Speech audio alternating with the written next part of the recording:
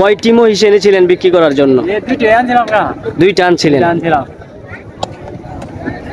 আপনারা দেখতে পাচ্ছেন যে এই দুইটি মহিষ কিন্তু তিনি বিক্রি করার জন্য বিষ্ণুন্দির হাটে এনেছিলেন।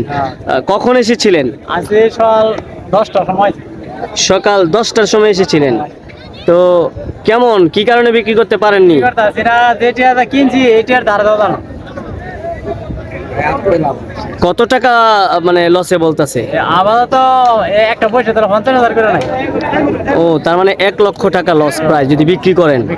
আচ্ছা, কি আজকে কি ক্রেতার সংখ্যা কম ছিল না দাম কম বলার কারণে? দাম কম, মহিষ বেশি।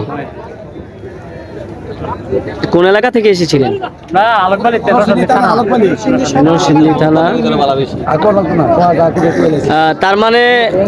তার মানে আনা নেওয়ার যেই খরচ সেটাও সম্পূর্ণ লস। 22,000 দাম, 50 করে নাই বসে বসে।